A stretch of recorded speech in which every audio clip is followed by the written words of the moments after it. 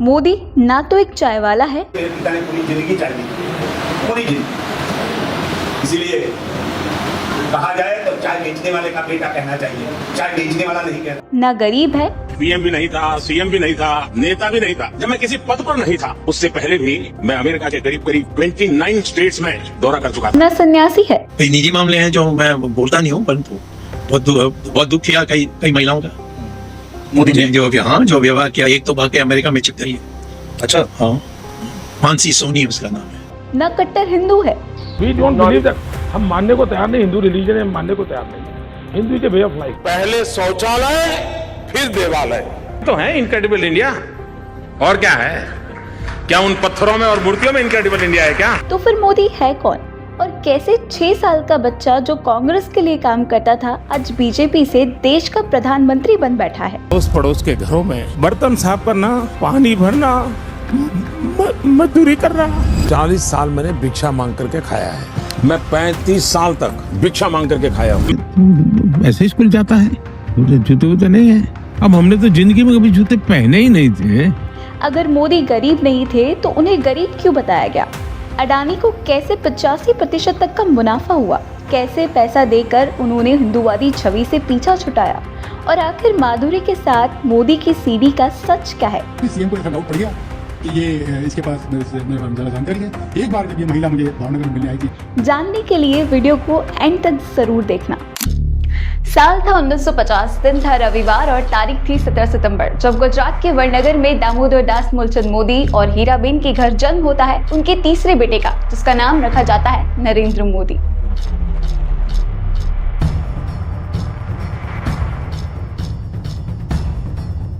मैं नरेंद्र दामोदर दास मोदी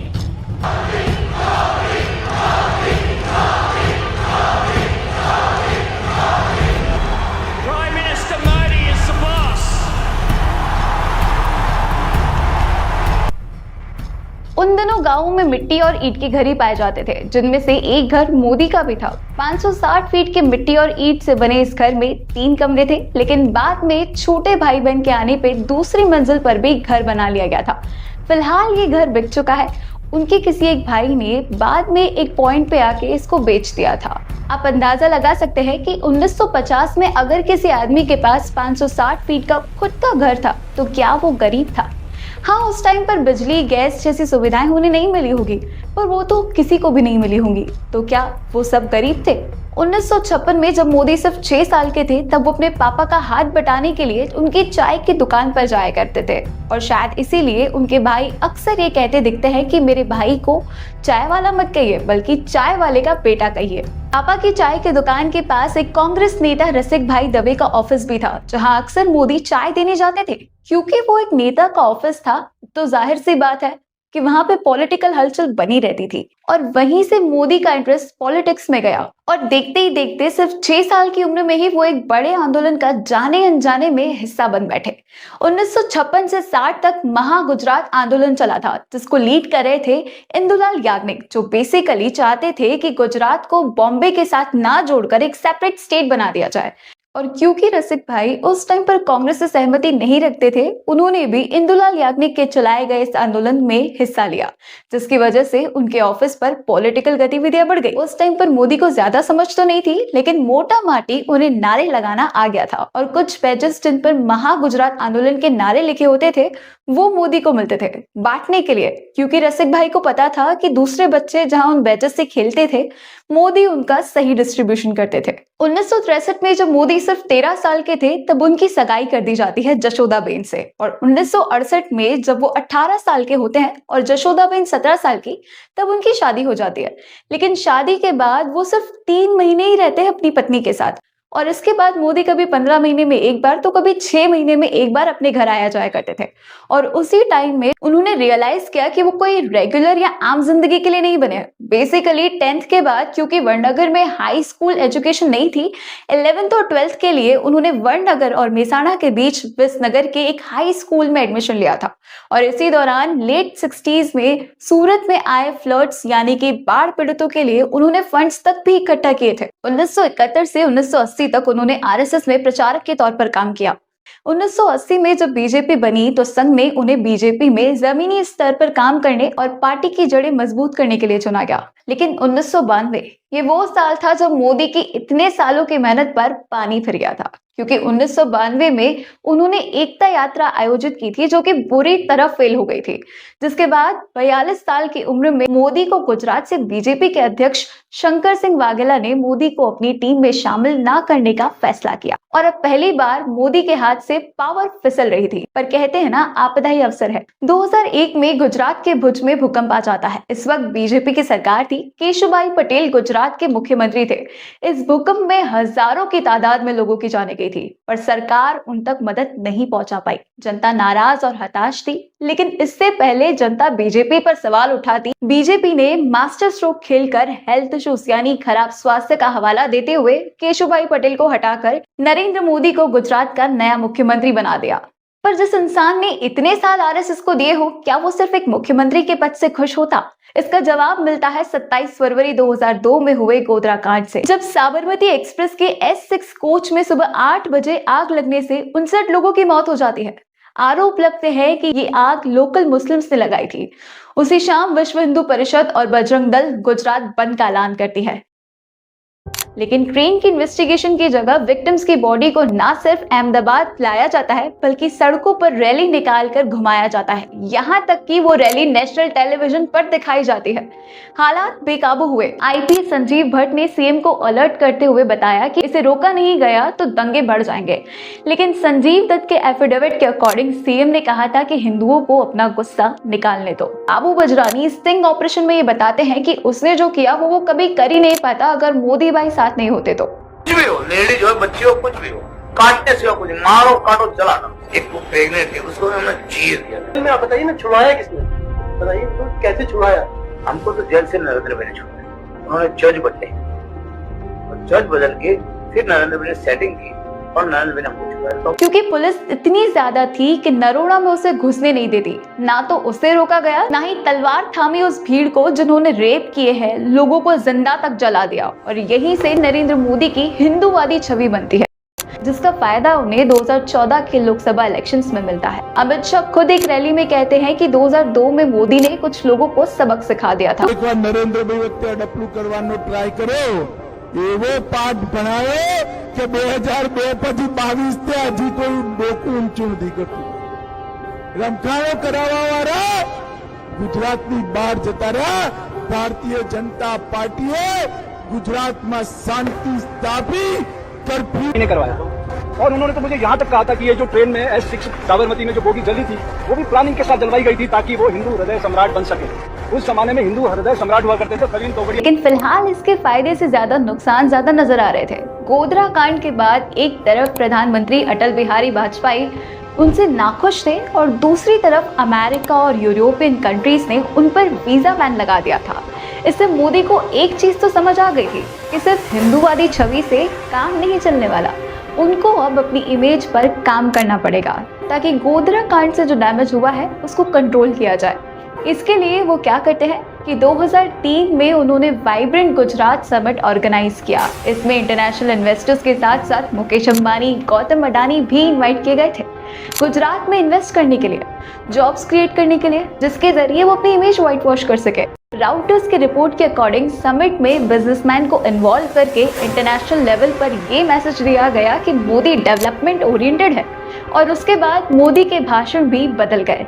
जहां पर पहले वो हिंदूवादी भाषण देते थे, माइनॉरिटीज के खिलाफ खुलेआम बोलते थे, और अब उन्होंने माइनॉरिटीज के लिए बोलना शुरू कर दिया। घटना होती है और जो भी उस आतंकवाद के खिलाफ बोलता है उसको कम्युनल के रंग से रंग देते हैं। ये किसी कौम के खिलाफ नहीं है और मित्र आतंकवादियों का कोई धर्म नहीं होता। And the fundamental values of Islam which literally means peace. और खुद को न्यूट्रल बताने लगे। कभी माइनॉरिटीज के हक में बोलने लगे और कभी हिंदुओं की श्रद्धाओं पर ही सवाल उठाने लगे। हम मानने को तैयार नहीं, हिंदू रिलीजन है, हम मानने को तैयार नहीं है। हिंदू के वे ऑफ लाइफ। पहले शौचालय फिर देवालय। उन्होंने कार के ऊपर पता नहीं नींबू और मिर्ची न जाने क्या ये लोग देश को क्या प्रेरणा देंगे? ऐसी अंधश्रद्धा में जीने वाले लोग आप ही तो हैं इनक्रेडिबल इंडिया, और क्या है? क्या उन पत्थरों में और मूर्तियों में इनक्रेडिबल इंडिया है क्या? इधर एक तरफ तो मोदी की इमेज पॉलिटिकली स्ट्रांग होती जा रही थी, दूसरी तरफ उनकी पर्सनल लाइफ में भी कुछ इंटरेस्टिंग चीजें होने लगी थी। 2003 में माधुरी नाम की लड़की बेंगलोर से भुज अपने घर आती है हिल गार्डन प्रोजेक्ट के लिए। अच्छा, ये नाम बदला गया है, ओरिजिनल नाम लड़की का कुछ और है। माधुरी एक लैंडस्केप आर्किटेक्ट थी। 4 महीने में अपना काम खत्म करके वो वापस बेंगलोर चली जाती है, पर जनवरी 2024 में इस हिल गार्डन प्रोजेक्ट का इनॉग्रेशन करने मोदी आते हैं। मोदी इस प्रोजेक्ट की तारीफ करते हैं और यहीं से उन दोनों के बीच में कनेक्शन एस्टैब्लिश होता है। और इसके बाद 2005 में कच्छ शरद उत्सव ऑर्गेनाइज किया जाता है, जहां पर माधुरी को गेस्ट कोऑर्डिनेटर बनाया जाता है। यहीं पर मोदी भी प्रेजेंट थे। यहाँ तक कि कुछ रिपोर्ट्स में ये भी क्लेम किया गया है कि जिस रात मोदी वहां थे, उस रात माधुरी भी वहीं एक टेंट में मौजूद थी। इसकी एक पिक्चर भी मीडिया में है, पर यहाँ पर प्रॉब्लम थी प्रदीप शर्मा। इन पर मोदी को शक था कि शायद उनके पास मोदी की कोई सीडी या फुटेज है। इस वजह से इनको रास्ते से हटाने के लिए मोदी सरकार ने 2003 से 2010 के बीच कच्छ के कलेक्टर के रूप में जमीनी सौदों जैसे 5 मामलों में करप्शन के एलिगेशंस लगाकर सस्पेंड कर देती है। इसके आगे क्या होता है ये मैं आपको थोड़ा आगे चलकर बताऊंगी। पर इन सब के बीच में ही 2007 में एप्को, जो कि एक PR एजेंसी है, मोदी उसको हायर करते हैं अपनी इमेज बिल्ड करने के लिए, जो कि आमतौर पर सेलिब्रिटीज वगैरह करते रहते हैं अपने पब्लिक रिलेशंस बनाए रखने के लिए। जो कुछ भी कंट्रोवर्सी हो गई या कोई मूवी हो गई, उसका प्रचार करती है। ये जो कहानी आप तक पहुंचती है, अमिताभ बच्चन, शाहरुख खान गरीब है, ये सब कहानियां आप तक PR के जरिए ही पहुंचती है। और अगर कोई पॉलिटिशियन हो तो उसके लिए भी ये कुछ ऐसी ही कहानी बनाते हैं। जैसे कि मोदी के इलेक्शन कैंपेन में आपको ये कहानी बेची गई कि मोदी एक चाय वाला है। कई बार मोदी ये कहते हुए दिखे कि मेरी माँ दूसरों के घरों में बर्तन मांजती थी। पड़ोस के घरों में बर्तन साफ करना, पानी भरना, मजदूरी कर रहा। कभी ये कहा कि मैं तो जूते तक नहीं पहन पाता था। स्कूल जा रहा था, मेरे मामा मुझे रास्ते में मिल गए। उन्होंने देखा, अरे ऐसे ही स्कूल जाता है, जूते वूते नहीं है। अब हमने तो जिंदगी में कभी जूते पहने ही नहीं थे। तो कभी ये कहा कि मैं जब नेता भी नहीं था तब भी मैं विदेशों में घूम चुका था। PM भी नहीं था, CM भी नहीं था, नेता भी नहीं था। जब मैं किसी पद पर नहीं था, उससे पहले भी मैं अमेरिका के करीब 29 स्टेट्स में दौरा कर चुका था। एक आम आदमी जिसकी माँ दूसरों के घर में बर्तन मांजती हो, क्या वो सूट बूट में फोटो खिंचवा सकता है? वो भी उस जमाने में जब आदमी के पास कैमरा होना तक ही बहुत बड़ी बात मानी जाती थी। अच्छा, इसी टाइम पीरियड में जुलाई के आसपास 2013 में अमित शाह की एक कॉल रिकॉर्डिंग लीक हुई, जिसमें JL सिंघल, जो कि इशरत जहां के फेक एनकाउंटर केस में फंस गए थे, उन्होंने CBI को 2 पेन ड्राइव्स दी थी। इसमें से एक पेन ड्राइव में अगस्त और सितंबर 2009 की उनकी यानी कि JL सिंघल और अमित शाह की कुछ कॉल रिकॉर्डिंग्स भी थी। सर फिलहाल क्या ना सर बताओ, तैयारी है हमारा 10-15 मिनट जमा करवाना था क्या? ना अभी तो थिएटर में। CBI को बताया कि उस टेलीफोन पर हुई बातचीत में अमित शाह ने पुलिस के राइट्स का गलत इस्तेमाल करने की बातें कही थी।